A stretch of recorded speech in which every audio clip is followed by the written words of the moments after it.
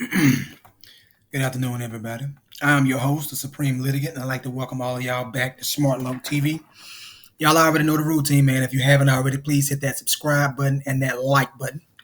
I'll give y'all a second to do that. Okay, today, y'all, I'm going to be talking about this right here, the maxims of equity. Um, I'm going to do a series of these videos because these they tend to be long, and I don't really like making long videos unless I have to. So I'm going to start off with, I'm just going to jump right into it. And hopefully y'all learn something. The maxims of equity. Now, before I begin, I did not draft this book.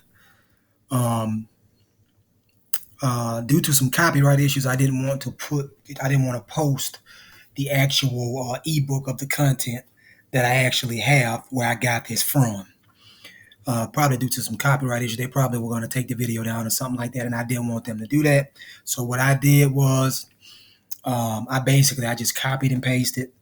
Did a little rearranging, a little of it, not too much, but just a little rearranging of it. So I'm not trying to claim credit for something like this, but what I want y'all to do is just learn from the information in the video. So let me go ahead and start. The maxims of equity are general rules to guide the courts in cases seeking equitable relief. These maxims were most influential in the early days of the courts of chancery when that court was developing responses to particular fact situations. Today, the courts often use them to justify the application of the principles of fairness. No formal list of maxims exists. However, the courts recognize several of them as capturing the essential nature of equity. I really like this. I'm going to be posting a lot on equity, y'all. He who seeks equity must do equity. The maxim that he who seeks equity must do equity lies at the foundation of equity jurisprudence. It is on this principle that in bills for the specific performance of contracts, the complainant is required to show that he has performed or offered to perform the acts which form the consideration of the undertaking sought to be enforced. The same rule must apply to the complaints for the reformation of the contracts, which are in the nature of bills for specific performance, for they seek in a, let me rephrase that. For they seek in effect to enforce the performance of that which the parties had agreed should be, but which by mistake was not done. And there's a K that you see that footnote right there. That's a number one. There's a footnote right there in support of what I just said. I'll give y'all that case in a minute. Now, these are going to be a lot of Alabama cases because I do a lot of litigation in Alabama. But however, these are principles. Okay, and so because it's a principle in equity, it does not just apply in Alabama; it applies everywhere within the several states. In asking for relief against injustice arising from the bad faith of his adversary, one must not be obnoxious to the same imputation. This makes sense. The court refuses its aid to a party coming in for relief upon a legal right because of the inadequacy of legal remedies, unless he complies with such conditions as, in the nature of the case, are just and equitable. An example for one case is instructive as to the application of this doctrine. We intend to adhere to that doctrine. We cannot assent to the proposition that a person can obtain another's money upon the faith and assurance of a mortgage security and the next moment after he receives and appropriates it, go into a court of conscience where the maxim that he who seeks equity must do equity has ever been vigorously upheld and applied, and asks that court to cancel the security as a cloud on his title, still retaining the money and making no offer to return or repay it.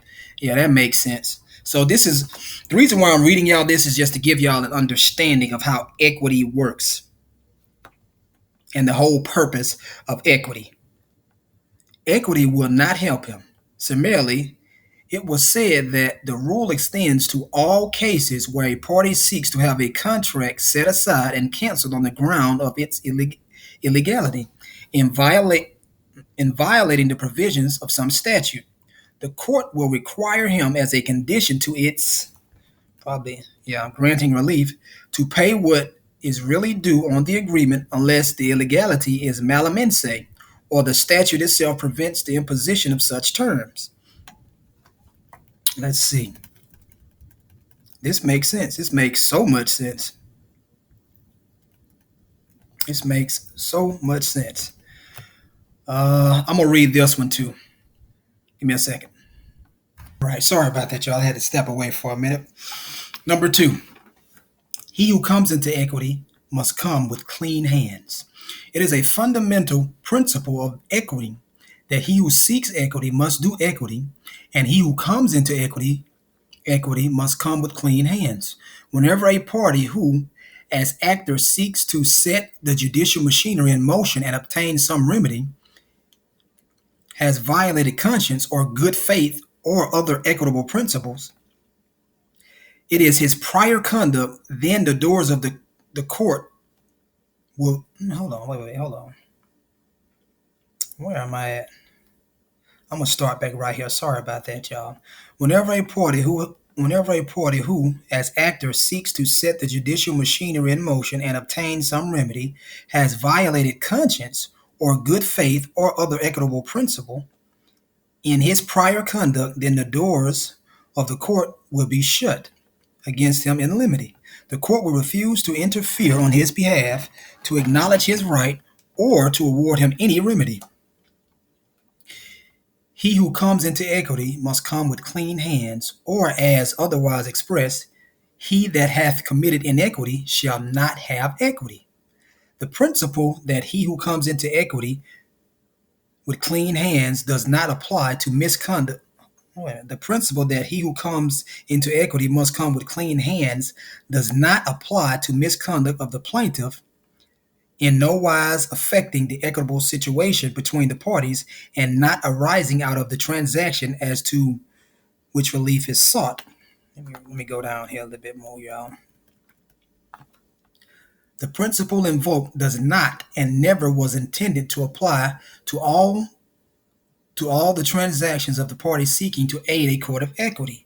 The principle has its limitations and must be confined to misconduct in regard to the matter in litigation, so that it has in some measure affected the equitable relations subsisting between the parties and arising out of the transaction. If a party with intent to defraud his creditors should convey his property to another, he cannot afterwards compel a restoration of his property thus fraudulently conveyed. But if, for a valuable consideration paid, he should repurchase the property from his fraudulent grantee, and the latter refuse a conveyance,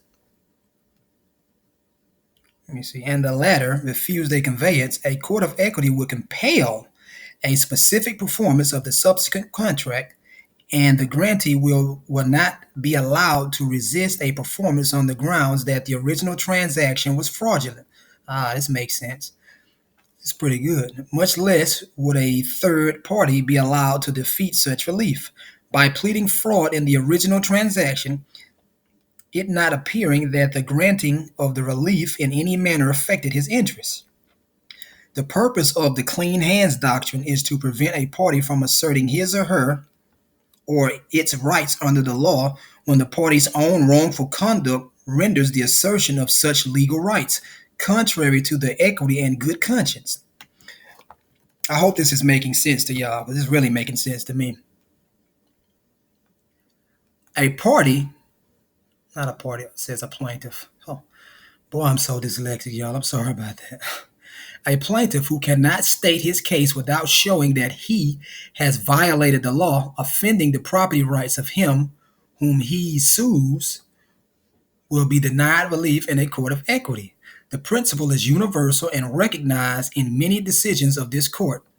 It has been several times held that a landlord having a lien upon property for his rent, who has tortuously taken the possession of the property from the tenant and converted it cannot end the equitable action of trover brought against him by the tenant, set up his lien or equity either in defense of the action or in mitigation of damages, notwithstanding the general principles that in the form of action equitable defenses may be made. These authorities rest upon the principle that a person cannot invoke equity when the facts upon which he bases his rights show that he has committed a tort. This makes perfect sense to me. These sound like it seems like they're affirmative defenses or something like that. That's what they seem like to me. The doctrine of unclean hands did not apply to preclude mandamus relief to medical centers seeking dismissal of a complaint against it in wrongful death action filed by an administrator of deceased patient, which relief was warranted for expiration of limitations after administrators' failure to conduct due diligence to ascertain medical centers' identity as fictitious defendants.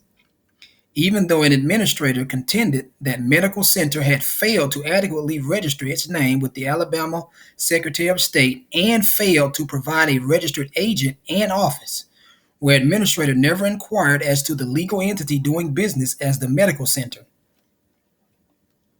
The relative hardship doctrine, recognized as a way to avoid the enforceability of a restrictive covenant, is a creature of equity. Notice they ain't talking about statutes in here, y'all. Is a creature of equity, and it follows that seeking the invocation of the doctrine will require the possession of clean hands. Equity will prevent a party from asserting its rights under the law when that party's own wrongful conduct renders the assertion of legal rights contrary to equity and good conscience. Let's go down a little bit more. The unclean hands doctrine is not a defense to a nuisance action. That is, it is not a basis for concluding that the use of a property is not a That is, it is not a basis for concluding that the use of a property is not a nuisance. Instead, the unclean hands doctrine comes into play only if a circuit court declares the property used to be a nuisance, and the court is then required to decide the propriety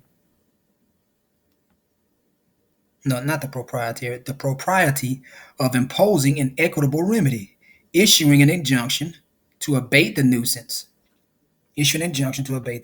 Okay. The doctrine of unclean hands requires something more egregious than mere litigation strategy or procedural maneuvering.